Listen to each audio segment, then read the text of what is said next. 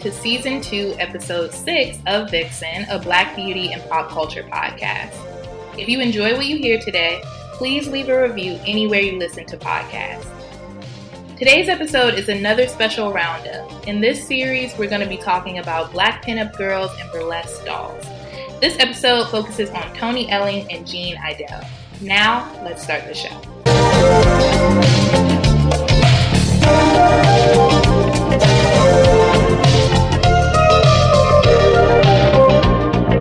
Hey y'all, this week's episode is another roundup episode. I did one like this last season with the Black Bond Girls, but I am really excited about this one. If you guys read the title, you already know it's Black Pinup Girl Week, Black Burlesque Week. So I want to make this a series because I have a lot of women who fit the criteria for this that I want to do episodes on. So in this series, we're going to talk about pinup girls, burlesque dancers, exotic dancers, the history of like Black exotic dancers, all of that stuff. So this is going to be a series, so it won't be the last because I definitely cannot get enough of these women. I want to shout out my good sis, Joriel, for being the inspiration behind this episode. Like 2 weeks ago, she sent me an article called Why Girls Become Shake Dancers, and that gave me the idea to do a series on burlesque girls because I was already thinking about it, but I was like, I don't know like if I would want to combine it or what I would want to do. So she definitely kind of fueled my creativity by sending me that article. So thanks, girl. I will link that article in my show notes as well. And all right, let's get right into it. Before we get into this week's individual subjects, I want to give a very brief history on Black burlesque and just burlesque in general. Burlesque comes from the Italian word burla, which basically means like a comedy performance in theater. So one of the earliest forms of burlesque comes from the 20th century Victorian era. It was typically like a part of a minstrel show. These days, when you hear the word, you might think of like Moulin Rouge or something because burlesque is typically associated with white women. But Black women have played a huge role in the art, and there were many famous Black burlesque dancers. The earliest form of Black burlesque would be shake dancing, which can be traced back to 1880. So shake dancing was really popular in the South and considered erotic, eccentric and informal. It kind of like reminds me of twerking a little bit. So it started off as a women's dance, but then men started to create their own versions. The real black bottom dance is a popular dance move that started to gain traction shortly after shake dancing came around. And like its predecessor, this dance was also popular amongst Southern Blacks and had traveled up north to places like the Cotton Club, but it hit mainstream America in the 1920s. Like I said, these kind of dances, they kind of remind me of twerking, and I think in New Orleans it's still called shaking or shake dance. Y'all know like how New Orleans people be dancing. Y'all know what I mean. The men and the women do it. So it's kind of like an earlier version of that. And I believe it's still called shake dancing in New Orleans. Please correct me if I'm wrong. But yes, so these kind of dances hit mainstream America in the 1920s. And as usual, y'all already know how it got to mainstream America. Some white folks saw Black performers doing the dances in Harlem, and then they incorporated the moves into their own routines. Mae West was famous for like taking stuff from Black people. She was really inspired by Black culture. She's one of the people who did this, and there were a lot of other white people who did this. It's a tale as old as time, unfortunately. Burlesque became a really popular dance form and entertainment attraction from there on. It kind of fizzled out in the 1970s with the influx of strip clubs, which we'll talk about a little bit later. The strip clubs tended to be like a little bit more suggestive than burlesque, but it's starting to see a revival now. So here's a quote about the art of burlesque from one of our subjects, Toni Elling. Parading is when you go on stage and get acquainted with the audience. Essentially, you make pretty pictures with your movements and then you take off your clothes. That's the name of the game, striptease. All right, so let's get into our first subject, Miss Jean Idelle. So there's not much known about Jean Idelle's early life, like her birth date or exactly where she's from, but one thing that is known is that she knew from a young age she wanted to be a professional dancer. After high school, Jean studied under Katherine Dunham's dance school, who I will be doing an episode on in the future. She's really interesting. Eventually, Jean was discovered by a talent agency, and they brought up burlesque to her as an option. So she was intrigued, and she went to her mother, and she's like, hey, I want to be a burlesque dancer. And naturally, her mother was like about to fall out because it was 1950, so y'all already know. So she was like, no, oh my God. So she made Jean go speak to their local pastor to get her to change her mind, but the pastor was like, listen, If burlesque is what you really want to do, then you should follow your dream. So that's how she became a burlesque dancer. So Jean started working with a choreographer who trained her to become a burlesque fan dancer, which was really, really difficult because this is a style of burlesque where you hold this huge fan the entire dance. Like, even when you take your dress off, like, you have to be holding the fan at all times. The fan is also like one of the biggest props of the burlesque world. So people who can do burlesque fan routines well are like, they're very coveted. And this was also used by white dancers for the most part. So Jean had to go really, really hard to be able to be good at this. And the hard work paid off because it became her signature dance. So now Jean is the first Black exotic fan dancer, and she becomes a headliner at Minsky's Rialto Theater in Chicago, which is a very famous burlesque theater. It was like known for its vaudeville shows. It had a lot of like really popular white burlesque stars there as well. And she was the only Black one. Around this time, Jean met Bill Holiday, no relation to Billie Holiday, who was the only Black man in the cast with her, and he was the master of ceremonies. Bill was actually pretty cool himself. Like, he had his own fame. He was a trumpet player, a ventriloquist, and very interesting, a balloon twister. So, like, when clowns come to your party and they do those balloon shapes, like, he was one of the people that was, like, very, very good at that, and he was known for it as well. So the two became a couple, and they eventually get married in the 1960s. So Jean was an in-demand dancer between 1950 and 1963, which was obviously a very, very racially segregated time. She was one of the first performers to perform in whites-only clubs before the Civil Rights Act, and she was constantly booked and busy. She performed in clubs all over the world, and they called her the Sepia Sally Rand. I'm assuming Sally Rand is like a famous burlesque girl, and they were like, oh, she's the Black version of her. So Jean really set the bar high for a lot of other burlesque girls that came after her because she was one of the first internationally performing Black American dancers, like not even just in burlesque, just in general, Black American dancers in general. She was so popular that she quickly started making the equivalent of what would now be $125,000 a year, which is, good money now, great money then. So this it's just telling you like how famous she really was. So Jean retired from burlesque in 1963 to focus on her family. And in June 2012, she was inducted to the Burlesque Hall of Fame and gave her first performance in decades. The next year, she was featured in the Burlesque Hall of Fame's exhibit called Not So Hidden Histories, Performers of Color in Burlesque. There was also a television segment made about her life called The Jean Idelle Story, and that won an Emmy. To close it out, here's a quote from Miss Jean herself. When I danced, the white crowds came in to see the Black woman, which was taboo in those days. After I was finished dancing, they forgot all about my race and just appreciated a good performance by an elegant and skillful burlesque dancer. Talent is the greatest equalizer. If you got it, you got it. So, yes, that is Jean Idelle's story. I feel like we could have had a drinking game. I probably should have said this in the beginning. Like, y'all could have a drinking game of, like, how much I say burlesque in this episode. Drink responsibly, though. Don't do shots. Don't do shots. Just, sip your drink. But, okay, let's talk about the next burlesque girl. Rosita Sims was born in Detroit, Michigan to Joseph and Myrtle Sims. She was the oldest of 3 children in a hardworking family, so getting into the arts and other creative fields was not really encouraged. In a 2014 interview with The Statesman, Rosita said, "Mother said I couldn't carry a tune in a basket. They hushed me up. I sang in the shower or the bath. I could lock the door and they couldn't do anything about it."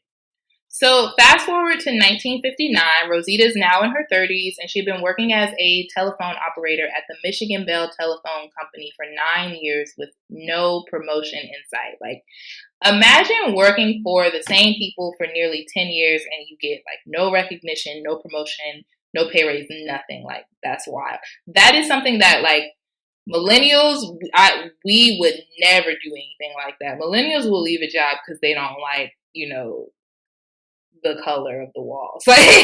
We'll leave a job for anything. So it's just crazy to think that, she stayed loyal to this company for so long. But of course, Rosita is frustrated and she's like, I need to make more money and I need to get out of this dead-end job. So around 1961, Rosita befriends a woman named Rita who was a traveling stripper. Rita would tell Rosita all these fabulous stories about her travels, and it sounded really glamorous, and of course this intrigues Rosita. So knowing that Rosita felt stuck at her job, Rita's like, hey, you should start stripping.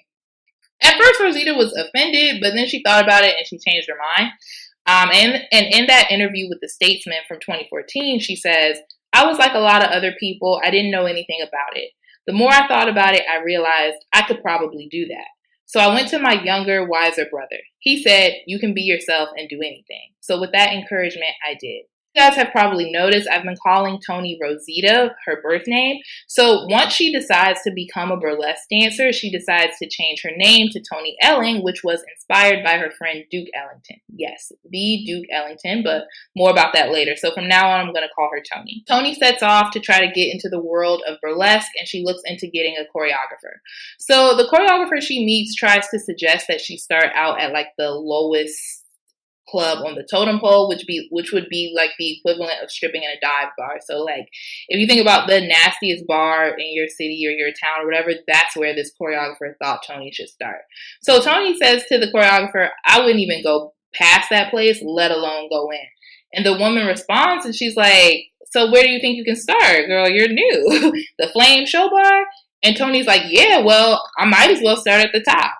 So the Flame Show Bar was the place for Black folks who wanted an upscale entertainment experience.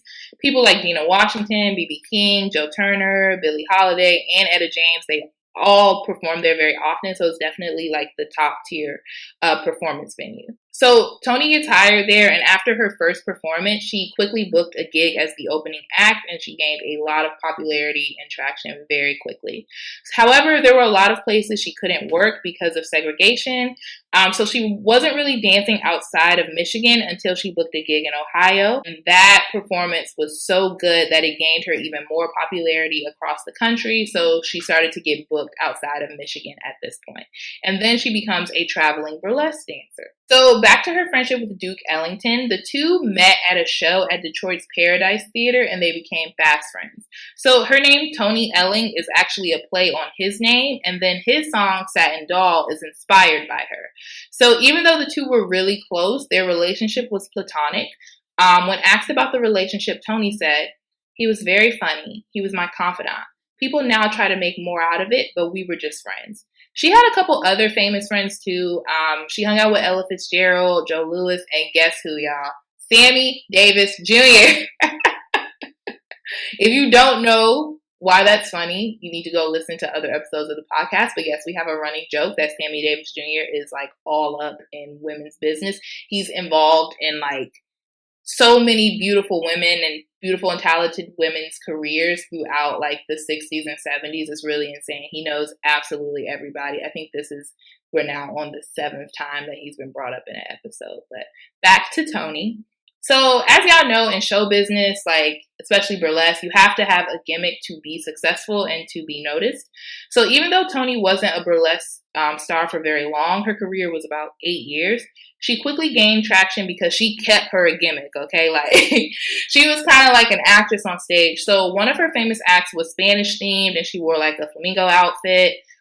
She also had one where she wore a wedding dress, and then she had another one where she like pretended to be a streetwalker. She also started incorporating a lot of singing into her acts, which was very unlike the rest of her peers at the time. Working at a club in San Francisco, the owner, who was a former Japanese burlesque star herself, called back home to tell people about Toni, like how great she was, how she couldn't believe Toni was in her 30s.